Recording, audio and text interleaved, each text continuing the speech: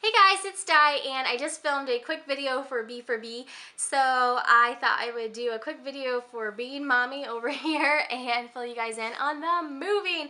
So I am going to be doing videos along. I'm getting ready to start packing up things, and I'm really hoping that the process of packing shouldn't be that painful, although that's probably wishful thinking.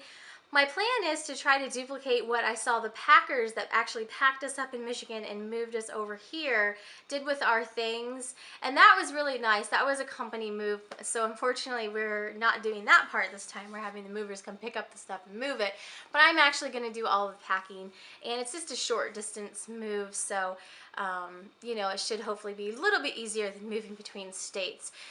But the method that I'm going to try to plan on doing, and I saw them do it, and it really made sense on why they can move so much quicker. Instead of looking at things and really trying to group things or really try to wrap things individually, what they did was basically just put a number of boxes in each room of the house, put a lot of different sizes of packing paper, and just start grabbing things off of shelves, wrapping it around things, putting it in a box. They don't worry about what's grouped together, but everything that's in one room goes in a box. And when I really started watching them, I realized this is a much more efficient way of packing. I think that if I was packing my stuff before, I'd be like meticulously packing each individual item, putting it down in a box. That obviously gets very time consuming.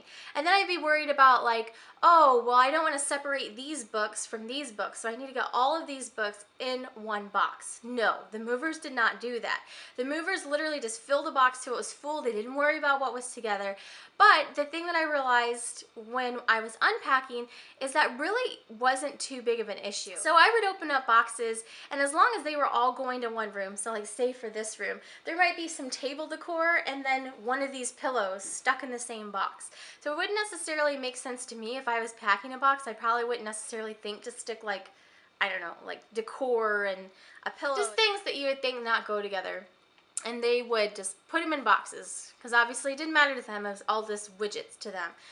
So I'm going to try to duplicate that packing method. I'm hoping the packing should go fairly quickly if I try to attack it that way, but you know, we'll see, because sometimes I do start to get meticulous at the wrong times.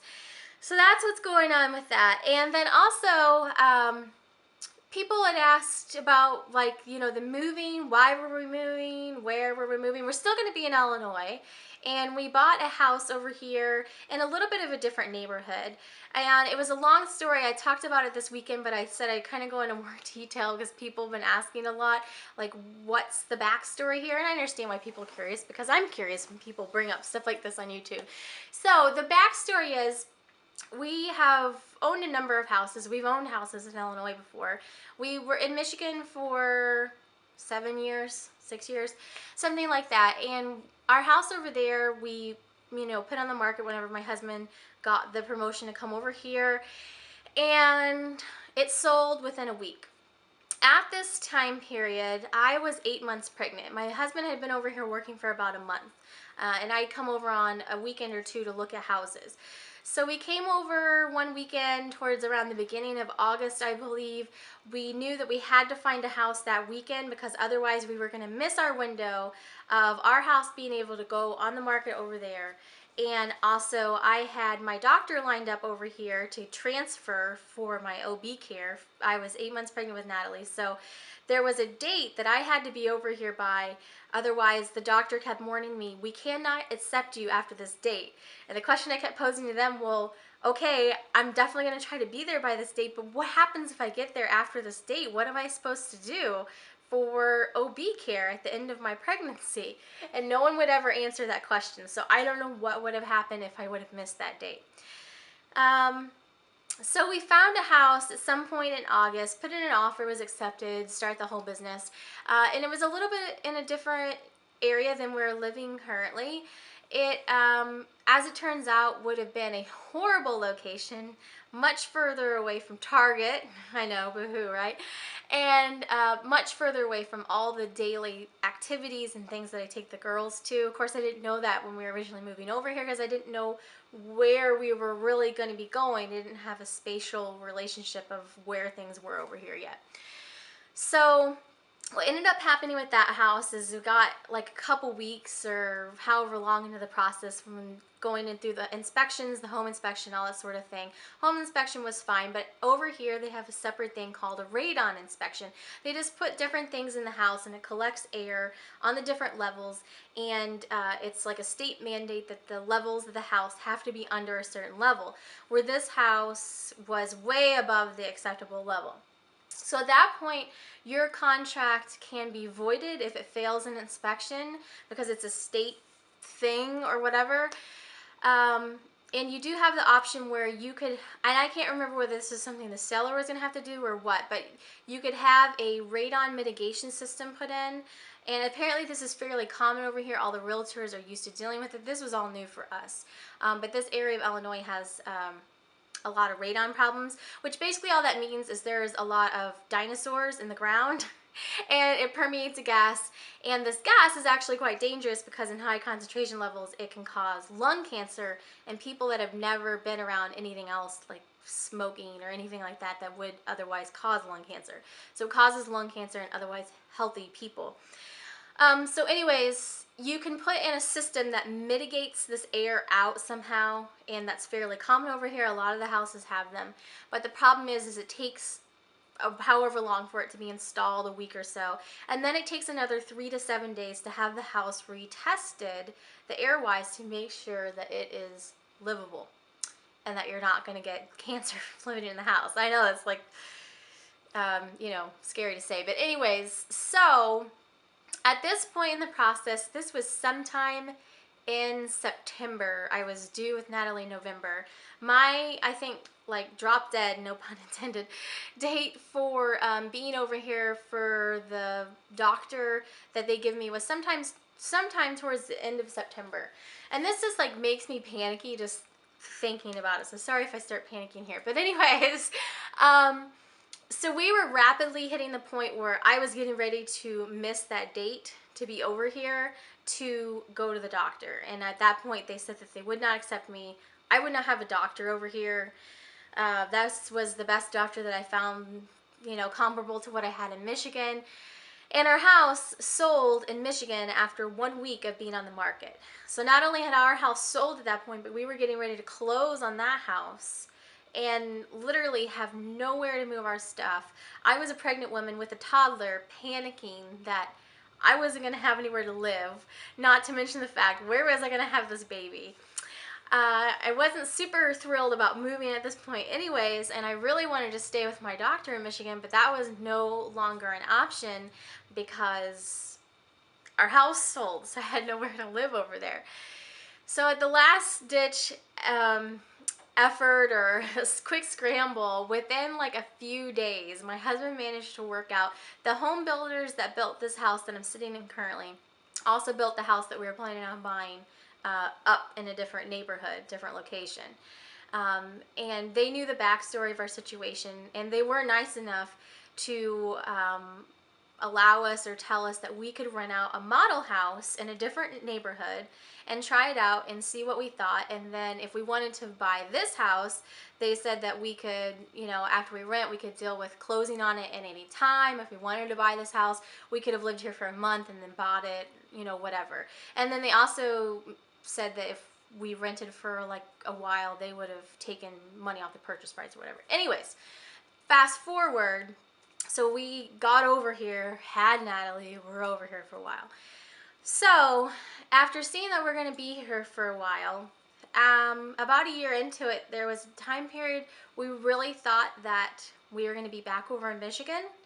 In fact, when my husband just received this most recent job offer that he got to stay in Illinois, he received a job offer to go to Michigan at the same time, and he chose the job offer that extended us over here in Illinois for a period of time. So and now that it seems like we're going to be over here in Illinois for a bit, we decided that we needed to do something, but that we didn't want to buy this house. This house is nice, and it's been really interesting living in a brand new house. This is the first brand new house that we've ever had. So we were the first people to live here. This was a model home for this neighborhood, and you know, it is what it is.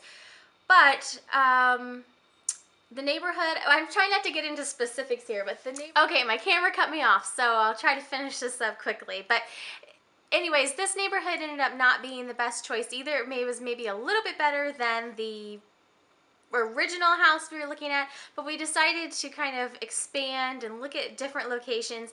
And the neighborhood where we're moving to, the new location we're moving to, we think will look a little bit better.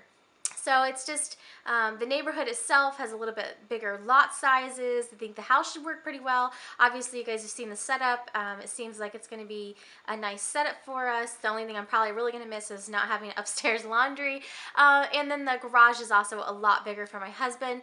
And just overall, the location is a lot closer to the different amenities that we use the most over here, and things like Target, Starbucks, and things like that. So location-wise, I think out of all three houses that we've strongly considered and or put an offer in over here, I think that this house that we're moving to will hopefully be the best location choice that we've looked at so far. So we'll see, fingers crossed. We are kind of in that just wait and see time period, but we're hoping it'll be a good move. So anyways, that is the backstory for everyone that was curious and has been asking down in the comments. I figured I'd just try to clear it all up at one time. And I mean, it probably doesn't make any sense to anyone but me because I don't want to talk about specific areas and that sort of thing. But the cliff notes are the house that we were originally going to buy that we couldn't buy because it had radon in it, which is a gas that permeates in the air apparently in this area, was in one location. This house is in a different neighborhood. In the end, now that we've been here for a little while and we've lived here, we've decided that neither of those neighborhoods are really where we want to be. The first one would have actually been the absolute worst. The worst, hands down choice. I'm a firm believer that everything happens for a reason, and I'm so very glad that we did not get that house because the neighborhood would not have been great for us. It would have been a very bad choice. This neighborhood, it's fine, but we think that we can find a location that suits us a little bit better. So we will see. We're at the we will see point. So hopefully it's a good decision. We feel like it's a good decision. But what we've also done this time, and I can do videos in the future, I'm not sure how much people want to know about this or that sort of thing. What we've done for the past few houses is actually we look at everything on the market. So we looked at houses that were everywhere from being sold by sellers and just, you know, move-in ready to go, granite countertops already in, to houses that are maybe needing a little bit of work, to houses that were foreclosures. Now this one's getting a little bit harder, but for the past couple houses, we have actually opted to buy foreclosures since about 2008, you know, when the market tanked. This has started to become a popular thing to do. But it actually turns out that you can sometimes get foreclosures that are, you know, in pretty decent condition. You can aesthetically upgrade them pretty easily, and then you have something that has a lot of value in it, so that way when you turn around and sell it, you don't lose your tush on it, and you can maybe make some money too, so that's nice. And you know, I know there's, I don't know, it's a subject I'm not exactly sure I want to get into, so if you have questions, let me know. Be happy to answer them. It's a twofold thing, because the thing with foreclosures is there's absolutely no warranty, and you just get what you get, so you never know if you're going to get nightmares or not. But on the flip side is there is potentially a lot of value in them, or potential value to where you can really come out ahead on. So for us, I mean, we look at the full range of things. I mean, obviously, we looked at everything from brand new houses that no one has ever lived in, to, you know, foreclosures where you're sticking your own appliances in and that sort of thing. Honestly, with brand new houses, the only thing I would say is that I think in the future, if we ever built a brand new house, I would want to fully customize it. So like literally build it from the ground up and not just go into one that's like already built, just waiting for a buyer to come along. Because there's probably a lot of things in these houses, if they're just regular models, you know, sitting empty waiting for a buyer, that I would just change from the get-go. And then it starts to become like, well, why spend all that money on a brand new house? You might as well just have bought something else, you know, that had what you wanted already. Right, so I'm going off on a huge tangent. So we're moving. We're moving. So I'm getting ready to pack this week. and I will definitely be doing like more of a vlog style video with my vlogging camera, let you guys know how that's going, and show you how the progress on the other house is doing. So our main projects at the other house are going to be, there's appliances in there, but they are just random appliances that the seller stuck in there. They are not what was in that house when it started out. So we're going to be upgrading the appliances on the short list. So I'm not going to do this till probably the middle of the winter. I'm going to be upgrading the countertops. I'm going to try to salvage the cabinets. I think that just putting on nice handles and that kitchen area will be done. Painting, the inside. We're putting down some new flooring, some wood flooring in the room that's right next to the playroom. The carpet's already been ripped up. It was ripped up yesterday. And what else? Oh, the bathrooms are the big things upstairs. So the bathrooms are going to be ongoing project. You're going to have to listen to me talk about for a while probably. I think we're ripping out tubs and toilets and just redoing the whole things. We were hoping to have it done before we moved in, but now we're kind of thinking that we might do one bathroom at a time, and so we always have one bathroom functional, because maybe it wouldn't be the best idea to rip out both upstairs bathrooms and not have any functional bathrooms. So that is the new plan, and we'll probably keep working on it after we're moved into the house, because as I'm finding out, contractors over here are a little bit slower to get back to you than the ones in Michigan. So yeah, it's not going to happen before we move in. But it is what it is. I feel like I've gone desperately off topic for this video, although I didn't really have a specific topic. That's about it for this video, so I'll see you in some future moving update videos. Thanks for watching. Bye.